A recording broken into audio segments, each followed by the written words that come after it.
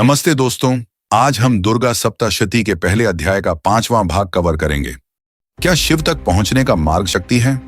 शिवः शक्त्या युक्तो यदि भवति शक्तः प्रभवितुम न चेदेवं देवो न खलु कुशलः स्पंदितुमपि। अर्थ, जब शिव शक्ति के साथ संयुक्त होते हैं तभी वे सृष्टि और क्रिया करने में सक्षम होते हैं। यदि ऐसा नहीं होता तो देव शिव स्पंदन हरकत करने में भी सक्षम नहीं होते। यह श्लोक यह दर्शाता है कि शिव की सारी शक्ति और क्रियाशीलता शक्ति दुर्गा पार्वती के माध्यम से ही संभव है। उनके बिना शिव निष्क्रिय और अपरिवर्तनीय रहते हैं। यह श्लोक शिव और शक्ति की एकता को स्पष्ट रूप से बताता है। एक कहानी आती है, विष्णु भगवान सो रहे हैं। उनके कानों के मैल से दो असुर उत्पन्न हुए, मधु और कैटभ। इन असुरों ने बड़ा उत्पात मचाया और ब्रह्मा जी को मारने की ठान ली। वे ब्रह्मा जी के पीछे पड़ गए। ब्रह्मा जी घबरा गए और भागते हुए विष्णु जी के पास पहुंचे, लेकिन वहां देखा कि विष्णु गहरी निद्रा में हैं। यह समझकर ब्रह्मा जी ने सोचा कि विष्णु जी को जगाना आसान नहीं, क्योंकि कोई विशेष शक्ति ही उन्हें सुला रही है। तब ब्रह्मा जी ने महामाया की स्तुति की। उन्होंने कहा, आपसे ऊंचा कौन हो सकता है? आप वह शक्ति हैं जो भगवान को भी सुला सकती हैं। आपकी प्रशंसा के लिए मेरे पास शब्द नहीं है। आपसे महान कुछ भी नहीं। इस तरह उन्होंने महामाया का स्तवन किया। महामाया विष्णु जी की आंखों और भौहों से प्रकट हुई और विष्णु जी जाग उठे। ब्रह्मा जी ने सारा हाल सुनाया। विष्णु बोले, ठीक है। और मधु कैटभ से 5000 वर्षों तक उनका युद्ध चला। युद्ध के दौरान भी मधु और कैटभ हार नहीं मान रहे थे। तब महामाया ने उनकी मति को बदल दिया। दोनों असुरों को यह लगा कि विष्णु तो महान योद्धा हैं। उन्होंने विष्णु की प्रशंसा करते हुए कहा, मांगो, क्या वरदान चाहिए? यह माया का खेल था। अब विष्णु माया से मुक्त थे। उन्होंने उत्तर दिया, मुझे एक ही वरदान चाहिए, तुम दोनों मेरे हाथों मरो। दोनों असुर समझ गए कि वे फंस गए हैं। उन्होंने सोचा और कहा, हमें मार लो, लेकिन वहां मारना जहां जल न हो। वह समय प्रलय का था और पृथ्वी चारों ओर जलमग्न थी। उन्हें लगा कि यह चाल कामयाब रहेगी। विष्णु जी ने कहा, ठीक है। फिर उन्होंने अपनी जांघ पर दोनों के सिर रखकर उनका अंत कर दिया, क्योंकि पृथ्वी पर हर जगह पानी था। इस प्रकार सप्तशती का पहला चरित्र समाप्त होता है। रूपम देहि जयम देहि यशो देहि द्विषो जहि धनम देहि बलम देहि सर्वम देहि नमोस्तुते। हमें रूप, विजय, यश और धन प्रदान करें, हमारे शत्रुओं का नाश करें और हमें बल व अन्य सभी आवश्यक चीजें प्रदान करें। जिसमें यह कहा गया है कि शक्ति प्रकृति के साथ संबंध को सही ढंग से बनाए रखना चाहिए, ताकि सांसारिक और आध्यात्मिक दोनों क्षेत्रों में समरसता और प्रगति सुनिश्चित हो सके। क्या यह शक्ति ही शिव का द्वार है? यह कहानी अहंकार को समझने का एक संकेत है। अहंकार की वास्तविक स्थिति को समझना बहुत जरूरी है। अपनी कल्पनाओं में जीना अहंकार के लिए सहज है, लेकिन यथार्थ को स्वीकार करना कठिन।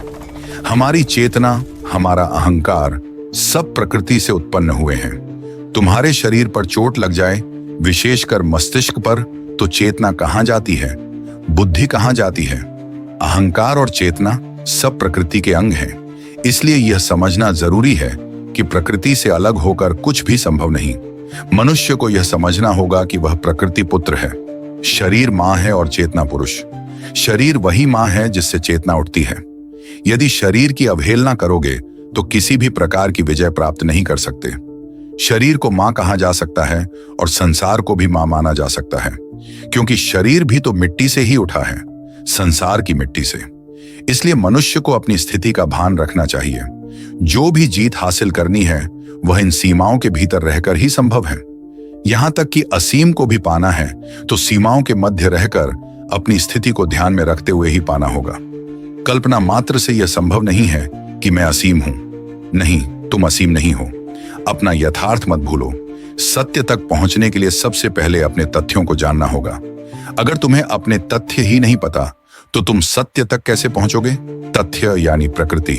नारायणी महादेवी विष्णु माया च धारिणी कौशिकी त्रिगुणात्मिके नारायणी नमोस्तुते।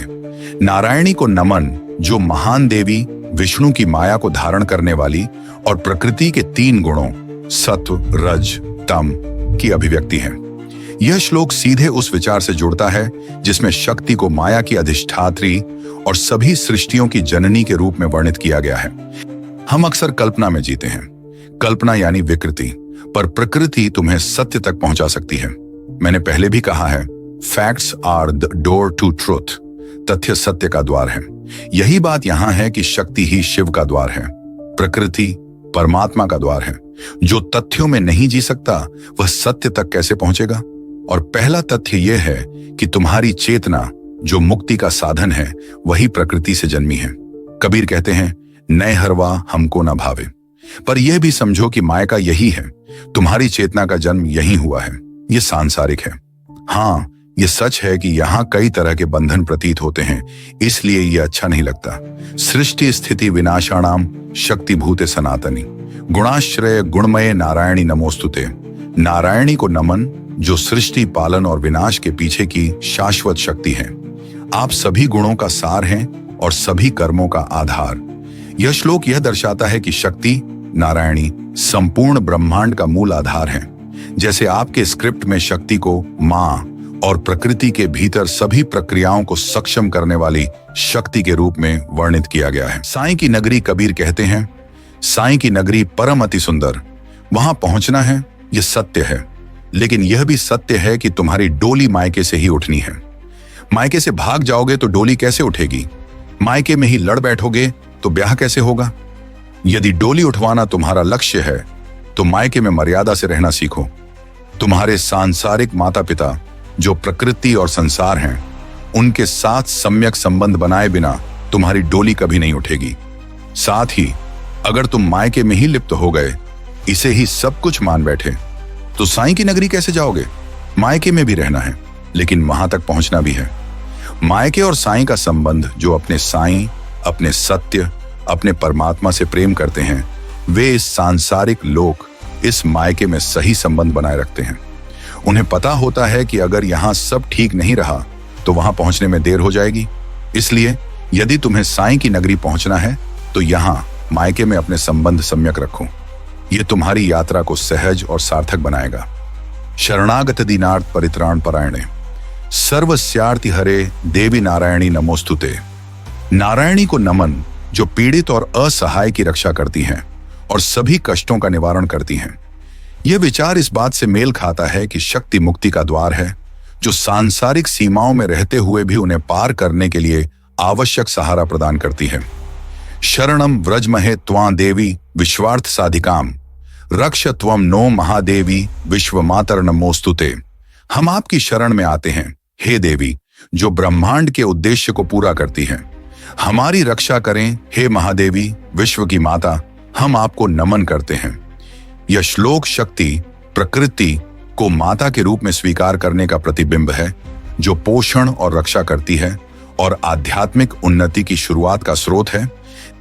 प्रकृति के रूप में माता, श्लोक बार बार शक्ति को सृजन, संरक्षण और मुक्ति की माता के रूप में महत्व देता है। प्रकृति को माता कहा गया है। प्रकृति के साथ सामंजस्य, ग्रंथ का विषय प्रकृति मातृगृह के साथ सामंजस्य पूर्ण संबंध बनाए रखने पर केंद्रित है, जो श्लोकों में शक्ति की रक्षा और मार्गदर्शन के लिए प्रार्थना से मेल खाता है। शक्ति के रूप में द्वार, जैसे ग्रंथ में कहा गया है कि शक्ति शिव तक पहुंचने का द्वार है, वैसे ही श्लोक शक्ति को सृजन और विनाश की शक्तियों के माध्यम से मुक्ति और पार ट्रांसेंडेंस का साधन बताते हैं। यदि आपको यह वीडियो पसंद आया हो तो कृपया इसे लाइक, शेयर और सब्सक्राइब करें।